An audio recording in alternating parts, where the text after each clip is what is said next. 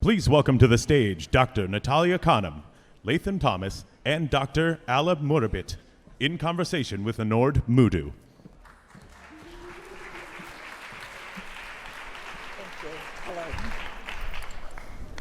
Hello, good morning, everyone.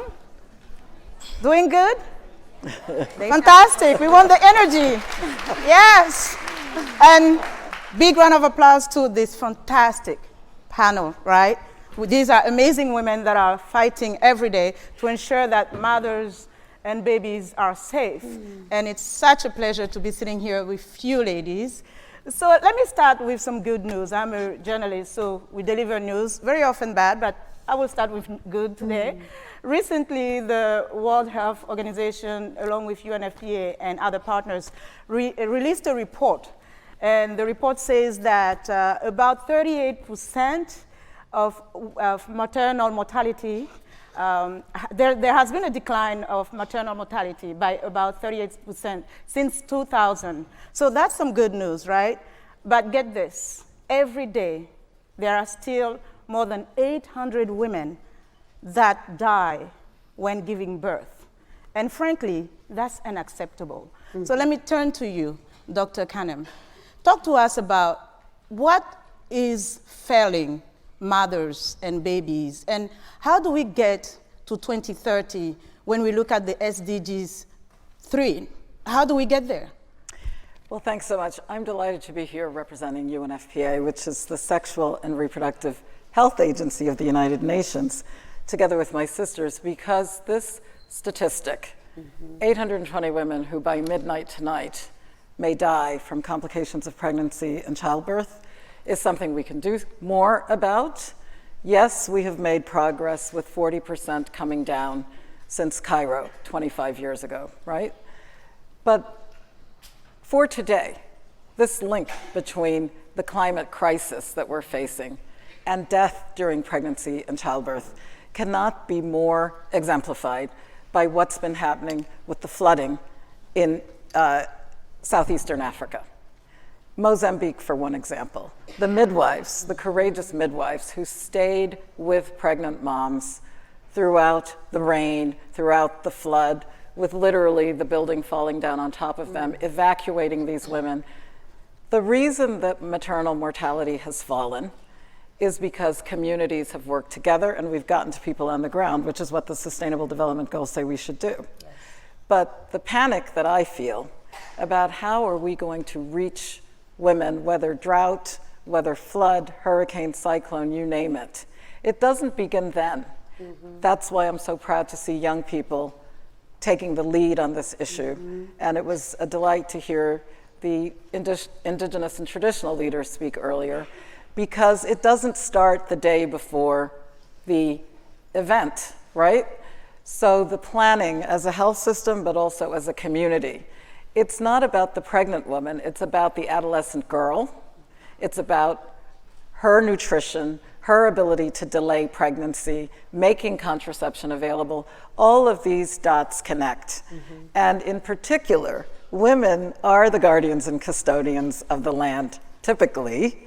So it is very important not to disassociate the pregnant woman and isolate her. There's a continuum that we're talking about. Okay, and there's so much at stake, and Latham, you are a doula, and as a doula, part of your role is to support women before, during, and after pregnancy and giving birth. So in 2019, we see that there are still women in the United States that are dying while giving birth. How are we even having this conversation now? Thank you so much for having me, and it's a great question. The CDC just released a report 2 weeks ago actually showing that we're actually worse off with health outcomes. So a few years ago, there was a seminal report by the New York Times, and ProPublica did a piece as well about the state of Black maternal health in the United States. And everyone was up in arms, and people didn't realize that this has been a 25-year increase in the Black community. And so when we look at Black maternal health, it's sort of like looking at canaries in the mine, and it gives us a sense of where the trajectory will be for public health in general, right? And so the statistics were that black women were 3 to 4 times more likely than white women to die during childbirth or due to childbirth-related causes.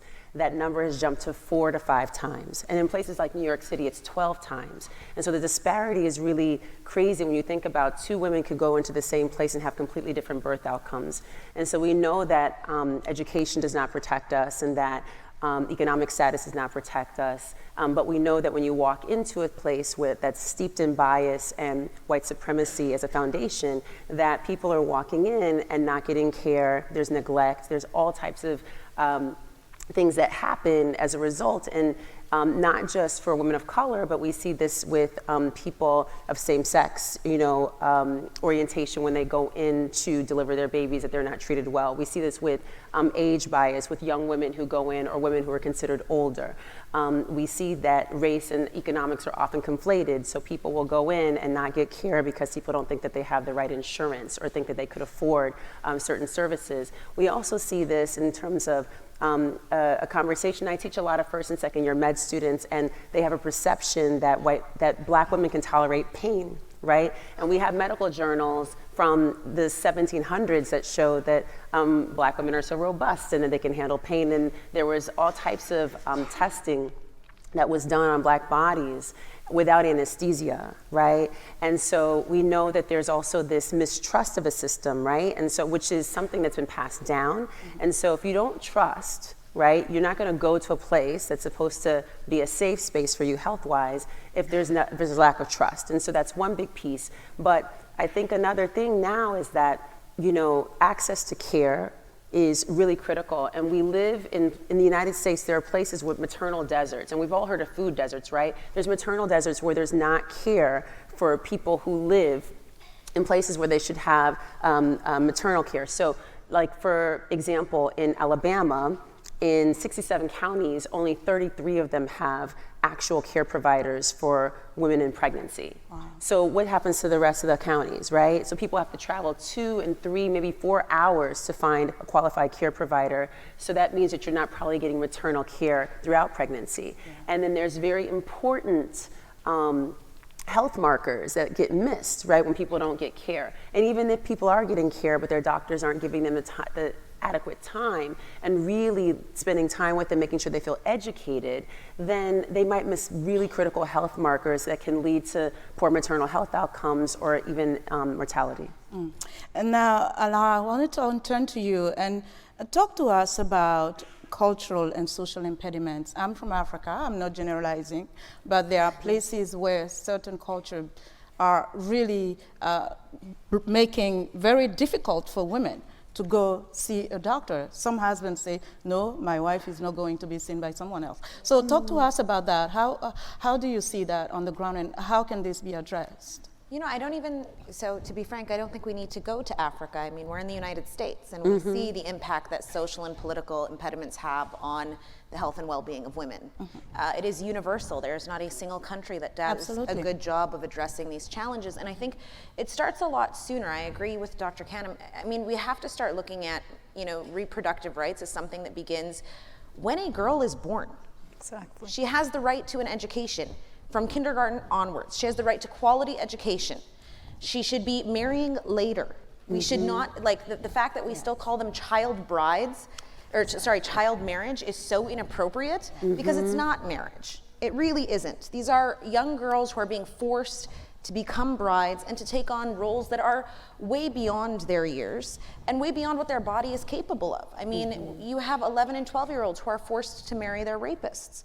You have a reality that when that happens, a large part of these young women, because of the laws in their community, or because of social norms, or because of misinterpreted religious norms, are unable to actually seek support and are unable to access that support in a way that will actually be beneficial to them in the long term, right? And so what we've done is, and I do find it very frustrating, because when we look at the data, and I love empirical evidence. In an ideal world, it would propel us all to do much better things. But when we look at the data, we know when a girl is educated, she marries later, she spaces out her kids are healthier.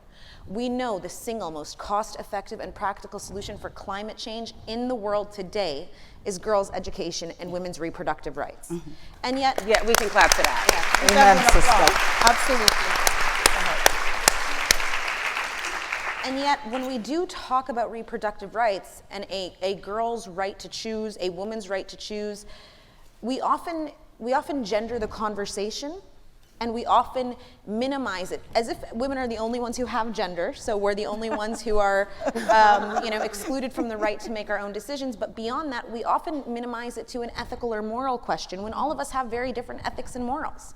We don't allow that to determine our political systems. We don't allow that to determine most of our economic systems. But when it comes to regulating girls and women, suddenly it is the choice of the politician or the local cleric or the local lobbyer or whoever it may be. And I think we have to start being honest with ourselves and say this isn't an empirical conversation anymore. Yes. This is not a conversation we're going to get data sets and say, hey, 800 women a day are dying. That has not compelled anyone to move. Yeah. We empirically know. I mean, African American women who suffer childbirth complications in the United States have higher rates of PTSD than returning soldiers from Iraq and Afghanistan.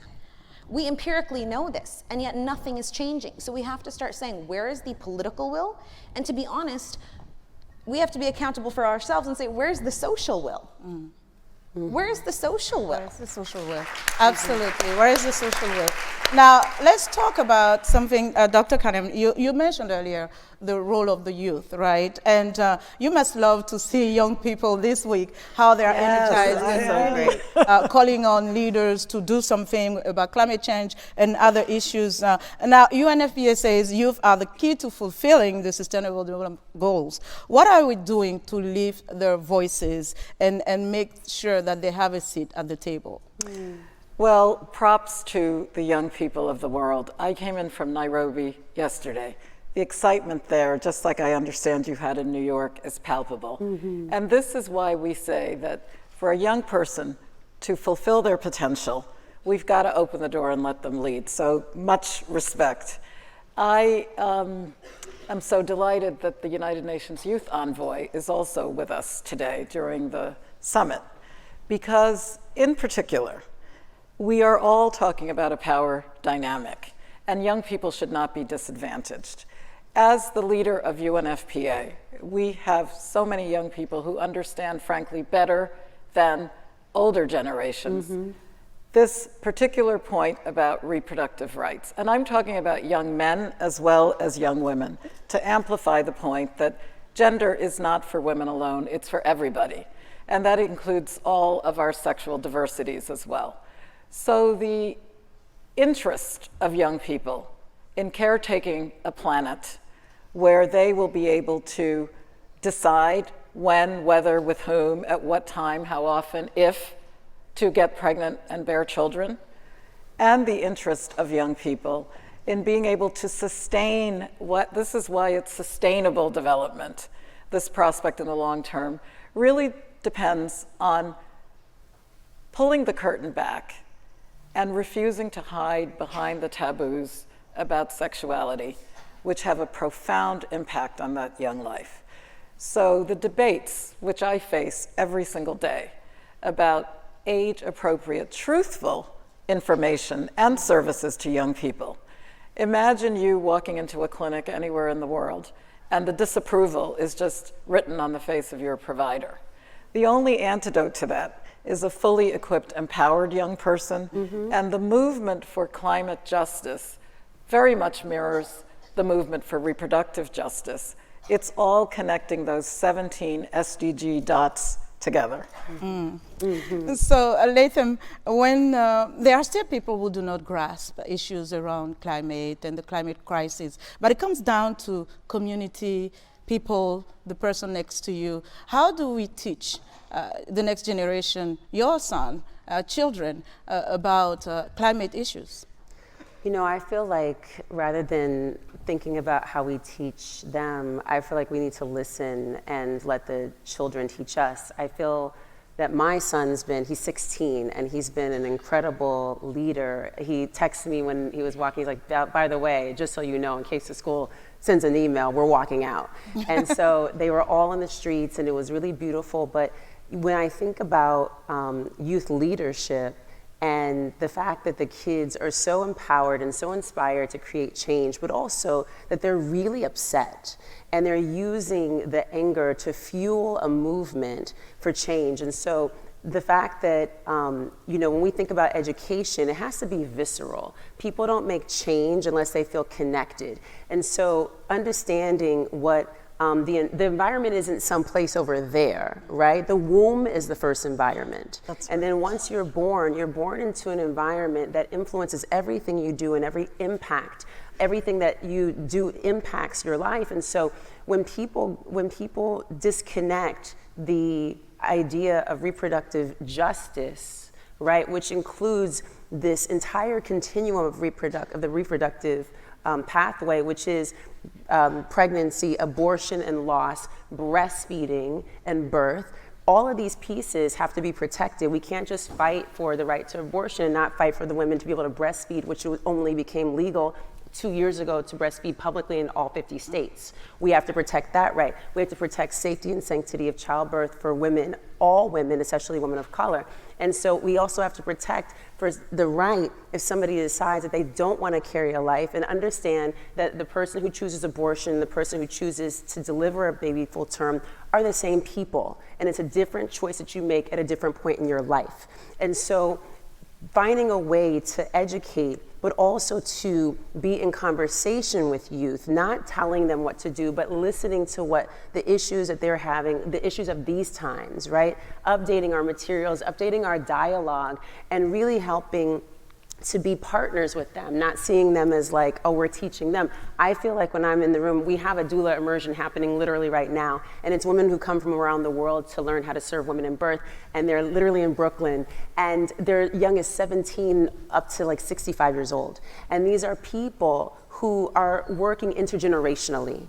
And so when we think about what's happened in culture, there's been these sifts, right? Like there's like youth are over here, elders are over here, and we're trying to create space where there's no conversation. We have to come like we were as a community, because we evolved in community, and we evolved to be around each other, not to be individualized and separate. And that's really what our culture values, separatism, and it values this independence. Nothing's independent. All of us are here because somebody breathed life into us. Somebody influenced us. Someone took the time to raise us, right? And it wasn't just one person, it's a community.